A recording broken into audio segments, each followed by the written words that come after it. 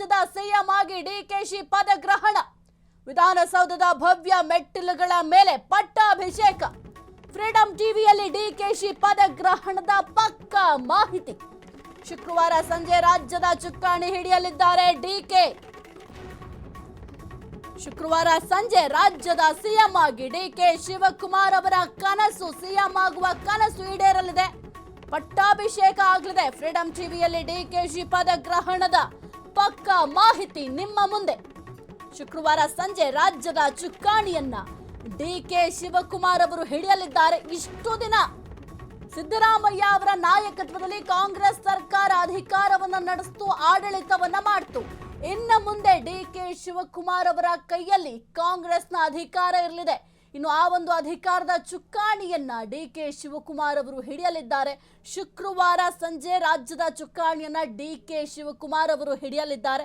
ಇನ್ನು ಶುಕ್ರವಾರ ಸಂಜೆ ರಾಜ್ಯದ ಸಿಎಂ ಆಗಿ ಡಿಕೆ ಶಿವಕುಮಾರ್ ಅವರು ಪದಗ್ರಹಣವನ್ನು ಕೂಡ ಸ್ವೀಕಾರ ಮಾಡಲಿದ್ದಾರೆ. ವಿಧಾನಸೌಧದ ಭವ್ಯ ಮೆಟ್ಟಿಲುಗಳ ಮೇಲೆ ಪಟ್ಟಾಭಿಷೇಕವನ್ನ ನಡೆಸಲಾಗುತ್ತೆ. ಡಿಕೆ ಶಿವಕುಮಾರ್ ಅವರ ಸಿಎಂ ಆಗುವ ಕನಸು ನನಸಾಗಲಿದೆ. ಆದರೆ ಈಗ ಬಹಳ ಮುಖ್ಯವಾಗಿ ಸಿಎಂ ಸಿದ್ದರಾಮಯ್ಯ ಅವರು ಪದತ್ಯಾಗವನ್ನ ಮಾಡಲಿಕ್ಕೆ ಯಾವ ಕಾರಣಕ್ಕೆ ಒಪ್ಕೊಂಡ್ರು ಅನ್ನೋದು ಕೂಡ ಕುತೂಹಲಕ್ಕೆ ಕಾರಣ ಆಗಿದೆ.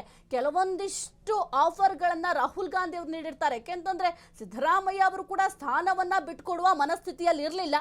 ಡಿಸೆಂಬರ್ನಲ್ಲಿ ಆದಂತಹ ಒಂದು ಅಧಿವೇಶನ ಇತ್ತು. ಆ ಒಂದು ಚಳಿಗಾಲದ ಅಧಿವೇಶನದ ಸಂದರ್ಭದಲ್ಲೂ ಕೂಡ ಏನು ಕೊನೆಯ ದಿನ, ಅಧಿವೇಶನದ ಕೊನೆಯ ದಿನವೂ ಕೂಡ 5 ವರ್ಷವೂ ಕೂಡ ನಾನೇ ಸಿಎಂ ಆಗಿ ಮುಂದುವರಿತೀನಿ ಅಂತ ಘಂಟಾಘೋಷವಾಗಿ ಘೋಷಣೆಯನ್ನ ಮಾಡಿದ್ರು.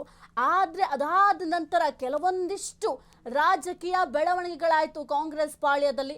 ಸದ್ಯಕ್ಕೆ ಸಿದ್ದರಾಮಯ್ಯ ಅವರು ತಮ್ಮ ಸ್ಥಾನವನ್ನ ತ್ಯಾಗ ಮಾಡಲಿಕ್ಕೆ ಮುಂದೆ ಬಂದಿದ್ದಾರೆ. ಅಂದ್ರೆ ರಾಹುಲ್ ಗಾಂಧಿ ಅವರ ನಿರ್ದೇಶನದ ಮೇಲೆಗೆ ಪದತ್ಯಾಗವನ್ನ ಮಾಡಲಿದ್ದಾರೆ ಸಿದ್ದರಾಮಯ್ಯ ಅವರು. ಡಿಕೆ ಶಿವಕುಮಾರ್ ಆಗಿರಬಹುದು, ಸಿದ್ದರಾಮಯ್ಯ ಇಬ್ಬರೂ ಕೂಡ ಹೈಕಮಾಂಡ್ ಯಾವ ನಿರ್ಧಾರವನ್ನ ತೆಗೆದುಕೊಂಡ್ರು ಕೂಡ ನಾವು ಅದಕ್ಕೆ ಸಮ್ಮತಿಯನ್ನ ಸೂಚಿಸ್ತೀವಿ ಅಂತ ಪದೇ ಪದೇ ಹೇಳ್ತಾ ಇದ್ರು. ಈ ಒಂದು ಪವರ್ ಶೇರಿಂಗ್ ವಿಚಾರಗಳು ಪ್ರಸ್ತಾಪ ಆಗುವಂತಹ ಸಂದರ್ಭದಲ್ಲಿ ಸದ್ಯಕ್ಕೆ ಹೈಕಮಾಂಡ್ ನಿರ್ಧಾರದ ಮೇರೆಗೆ ಈಗ ಸಿದ್ದರಾಮಯ್ಯ ಅವರು ತಮ್ಮ ಸ್ಥಾನವನ್ನ ತ್ಯಾಗ ಮಾಡಲಿದ್ದಾರೆ. ಡಿಕೆ ಶಿವಕುಮಾರ್ ಅವರು ಸಿಎಂ ಆಗಲಿದ್ದಾರೆ.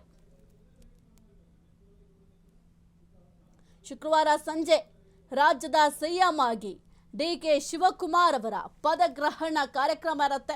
ಇನ್ನು ನಾಳೆ ಹೋಗಿ ಏನು ಸಿದ್ದರಾಮಯ್ಯ ಅವರು ತಮ್ಮ ಸ್ಥಾನಕ್ಕೆ ರಾಜೀನಾಮೆಯನ್ನ ನೀಡಬೇಕಾಗುತ್ತೆ. ರಾಜೀನಾಮೆ ನೀಡಿದ ನಂತರ ಡಿಕೆ ಶಿವಕುಮಾರ್ ಅವರು ಸಿಎಂ ಆಗಿ ಪದಗ್ರಹಣವನ್ನು ಸ್ವೀಕಾರ ಮಾಡ್ತಾರೆ.